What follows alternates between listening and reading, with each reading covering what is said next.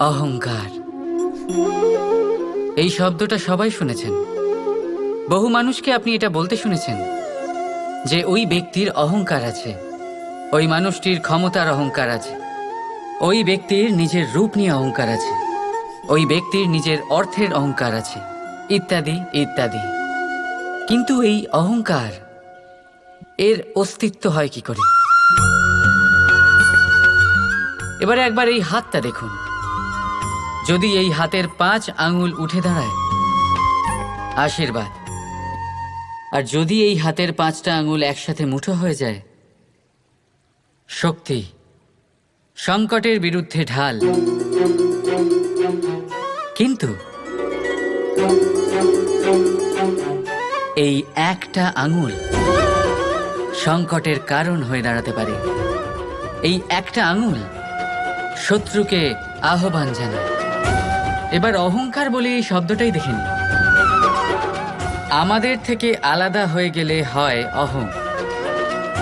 অহং অর্থাৎ ব্যক্তির মনে হয় যে সে আপনদের থেকে, নিজের বন্ধুদের এবং সঙ্গীদের থেকে, নিজের পরিবারের থেকে অনেক উপরে, অনেক শ্রেষ্ঠতর সে।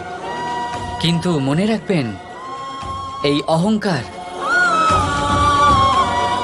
কোনো ব্যক্তির অস্তিত্বের বিনাশের প্রথম ধাপ।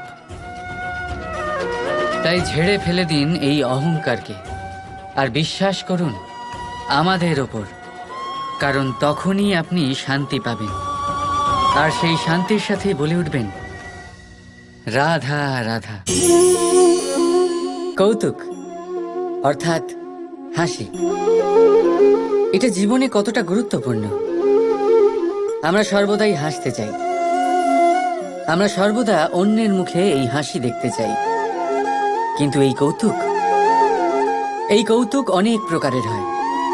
আর এই কৌতুকের ভিত্তি কি, সেটাও খুব গুরুত্বপূর্ণ। কৌতুক কেবল তখনই পাবেন যখন তা শুদ্ধ মন থেকে আসবে।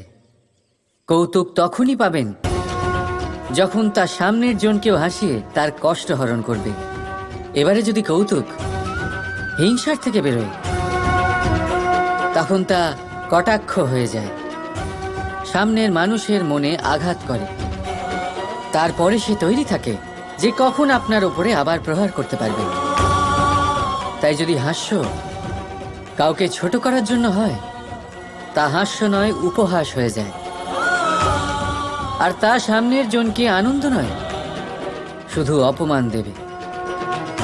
আর অপমানিত ব্যক্তির মন তিক্ত হয়ে থাকে।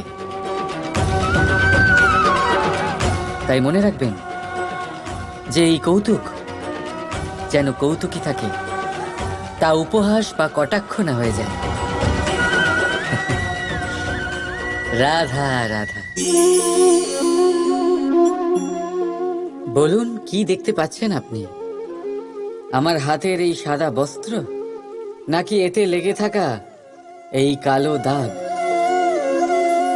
এবারে সত্যি কথা বলতে কি, আপনার নজর সবার আগে এই কালো দাগের ওপরে গেছে। ঠিক আছে, এমনই তো হয়।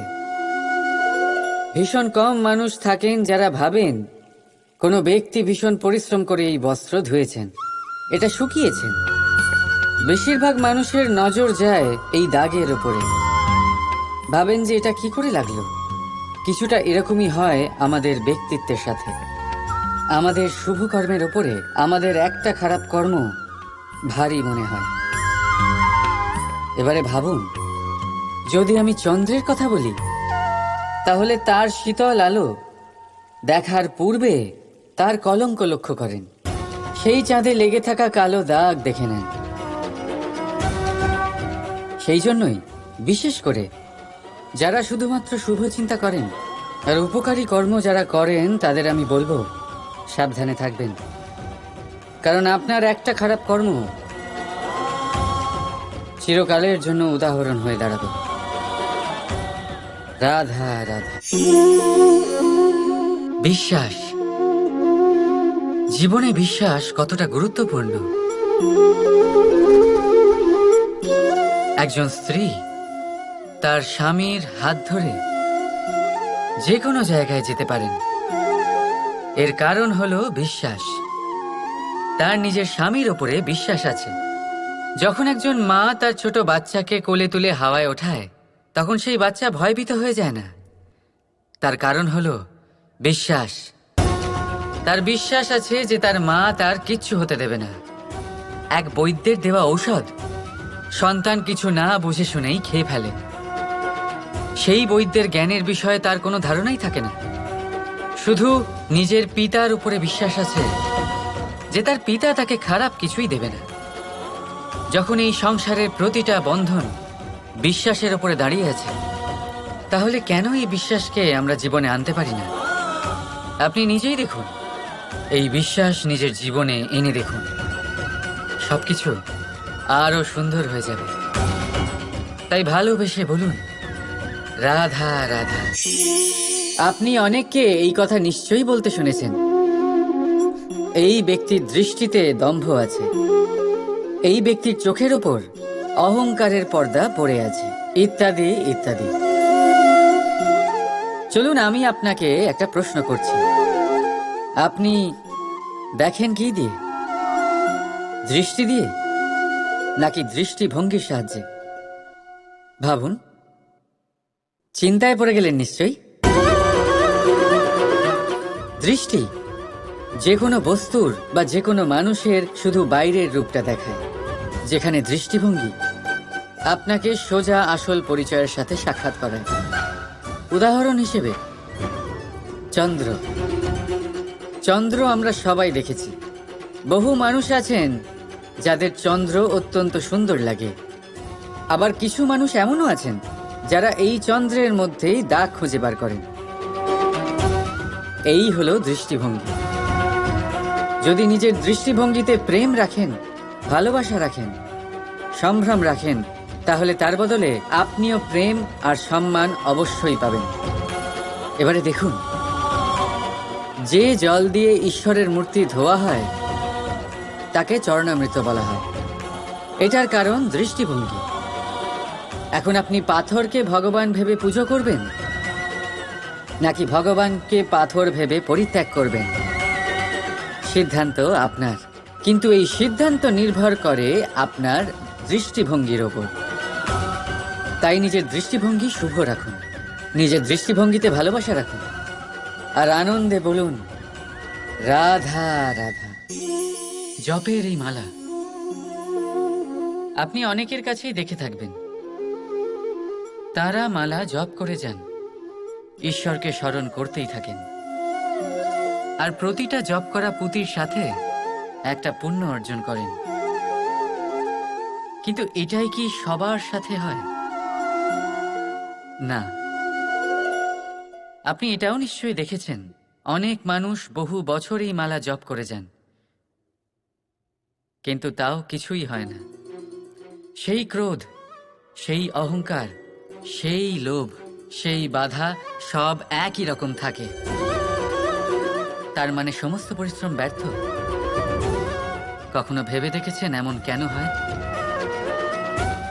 এই জন্যই হয় কারণ মালার পুঁতিগুলো জপতে জপতে অনেক মানুষ একটা জিনিস জপ করতে ভুলে যান, মনের জপমালা। সেই জন্য পরের বার এই মালা জপ করার আগে সর্বপ্রথম মন থেকে জপ করতে শিখুন। মনের মধ্যে যত মন্দ ভাব আছে তা ঝেড়ে ফেলে দিন, শেষ করে দিন সমস্ত দোষ। তবেই আসবে শান্তি, তবেই পাবেন সন্তুষ্টি, আর তবেই পাবেন প্রেম। রাধা রাধা। এই সূঁচ দেখতে পাচ্ছেন আপনি? এটা শুদ্ধ লোহা দিয়ে তৈরি, বস্ত্র সেলাই করার কাজে লাগে, অস্ত্রোপচারে কাজে লাগে। কিন্তু আপনি কি কখনো ভেবে দেখেছেন এই সূঁচ কিভাবে তৈরি হয়? লোহার এক বড় অংশকে পিটিয়ে পিটিয়ে টেনে টেনে তাকে পাতলা বানানো হয়। এরপরেই আমরা পেয়ে থাকি সূঁচ। ভাবুন, যদি লোহার টুকরোতে অনর্গল প্রহার করার ফলে একটা লোহার টুকরো সূঁচে পরিণত হয়, তাহলে আমাদের জীবনে অনর্গল চেষ্টা করার ফলে জীবনের সমস্ত অংশকে আমরা কত প্রভাবশালী কাজে পরিণত করতে পারি। শুধু প্রয়োজন দৃঢ় নিশ্চয়তা। তাহলে আসুন আমার সাথে ভালোবেসে বলুন, রাধা রাধা।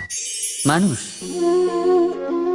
এই শব্দের সূচনা হয় মন থেকে, আর সেই জন্যই হয়তো আমাদের এই মন এতটা গুরুত্বপূর্ণ।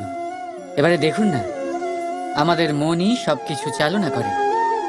মনই সেই যে কল্পনা করে, মনই সেই যা কল্পনাকে বাস্তবে পরিণত করার জন্য পরিশ্রম করতে আমাদের প্রেরণা যোগায়।